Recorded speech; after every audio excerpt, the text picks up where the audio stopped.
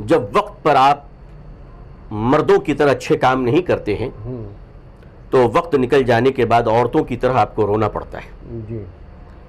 اس ملک میں ہم نے اپنا وقت ضائع کیا ہے تالی بجانے میں, گالی دینے میں.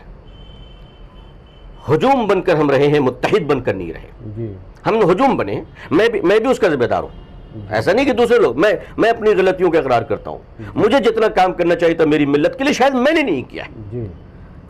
ہم نے پوری قوم کو ہجوم بنا دیا, جلسوں کی بھیڑ بنا دیا, اپنے نعرے اور اپنے آرزو کی تکمیل کا ذریعہ بنا دیا, چارہ بنا دیا.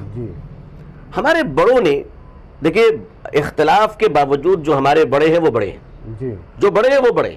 اور میں بڑوں کے احترام کو اپنے لیے زاد آخرت سمجھتا ہوں, چھوٹوں پہ شفقت, چونکہ آقا صلی اللہ علیہ وسلم کا حکم ہے.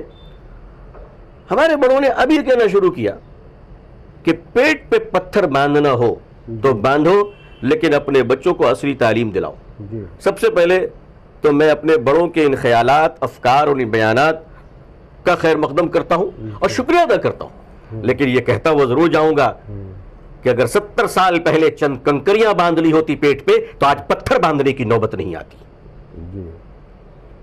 تو محترم, یعنی کہ آپ اس سے متفق ہے کہ عصری تعلیم ہونی چاہیے, لیکن کہیں نہ کہیں یہ سوال بھی کھڑے ہوتے ہیں کہ اگر ہمارے علماء کرام, عالم دین, قاری اور حافظ قرآن جو تراویح پڑھاتے ہیں, نمازیں پڑھاتے ہیں, اگر وہ انجینئر, ڈاکٹر ہو گئے تو تراویح کون پڑھائے گا, امامت کون کرے گا؟ یہ سوال بھی تو کھڑا ہوتا ہے. لوگوں کے سامنے اس طرح کی باتیں آ رہی ہیں کہ اس کا کیا جواب ہوتا ہے؟ نہیں, اس کے لیے ڈاکٹر صاحب حافظ قرآن بن جائیں, اپنے ہاسپٹل میں تراویح پڑھائیں.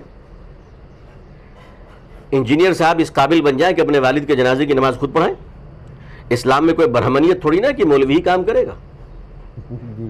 صحیح, بہتر. تو لہٰذا جو لوگ یہ کہتے ہیں, علماء پہ تنقید کرتے ہیں, علماء نے یہ نہیں کیا, علماء نے وہ نہیں کیا, علماء نے وہ نہیں کیا, تو میں پوچھتا ہوں کہ آپ کیا کر رہے ہیں؟ ہم اپنی ذمہ داری, بے شک آپ کی بھی تو ذمہ داری ہے. آپ کا کام صرف یہ کہ ایکس رے کی رپورٹ بنا کر پیسے لینا, آپ کا کام صرف یہ کہ فیس کی بنیاد پر علاج کرنا. بھائی آپ کا بھی کوئی کام ہے. بے شک جب تک اس قوم کے مسٹر اور مولانا, علماء اور دانشور, مفتی صاحب اور وکیل صاحب, حکیم صاحب اور ڈاکٹر صاحب, قاری صاحب اور لیکچرار صاحب, دونوں بھائی درد کے ساتھ نہیں بیٹھیں گے, اس ملت کی کشتی کیسے ساحل پہ پہنچے گی؟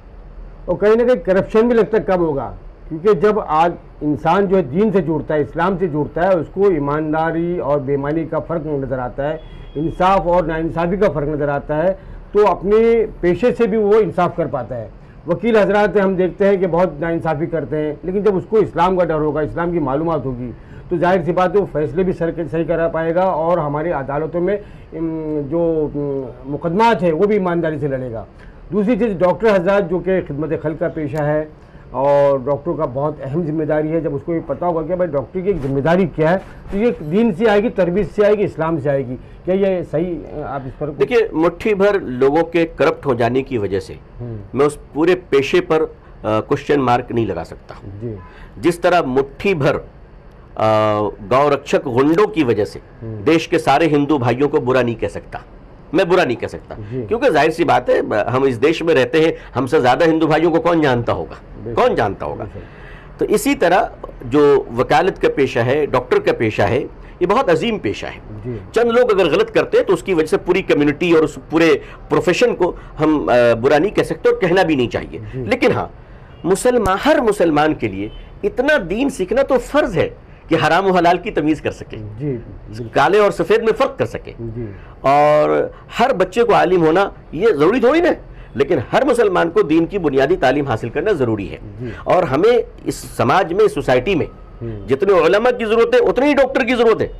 ہاں, ایک دوسرے کو کوئی کمتر نہ سمجھے. میں سارے لوگوں کی ضرورت ہے, صرف کمی ہے اس بات کی کہ تال میل نہیں ہو پا رہی ہے, کمیونیکیشن نہیں ہو پا رہا ہے. شاید وہ میری کمی سے نہیں ہو رہا ہے. تھوڑا ہمیں جھکنا چاہیے, تھوڑا ہمیں آگے بڑھنا چاہیے, اور اللہ کرے کہ یہ اچھا کام ہو جائے تاکہ بھارت کا بھی مستقبل تابناک ہو اور ملت اسلامیہ کا مستقبل بھی درخشاں ہو.